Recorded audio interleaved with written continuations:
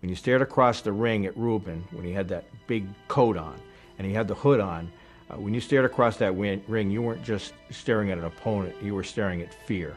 And I fought hard to stop people from hurting me, even to the extent that I've hurt other people. Because I was a mean one. I was mean. I was mean because I couldn't understand why I'm living in the world's wealthiest country. A world that talks about freedom and democracy and justice for all.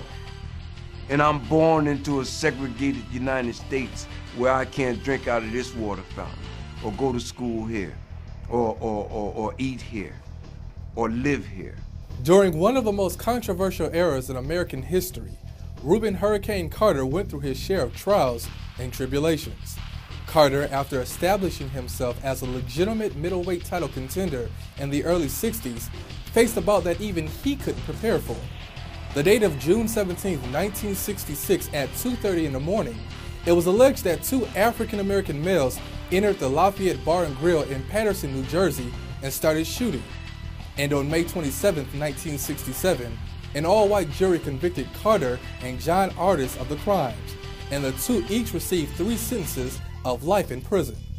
However, after filing appeals for 2 decades, his efforts paid off in 1985 when the U.S. District Court Judge Hayden Lee Sarakin ruled that Carter had not received a fair trial. And after appeals from the prosecution on the ruling, Carter and Artis had all charges dropped in 1988. The controversy that's swirling around is the fact that I was released on a writ of habeas corpus, which has been so watered down in this country today until it's virtually non-existent. And the writ of habeas corpus is the key to every human being's freedom in this country. When I first did the interview with him, the first thing I asked him was, how can you not be bitter? And he said to me something he said subsequently as well. He said, the bitterness only destroys the vessel that contains it. Although many felt that he was charged and convicted because of racism, he felt otherwise. You know, we talk about racism. There's no such thing as racism.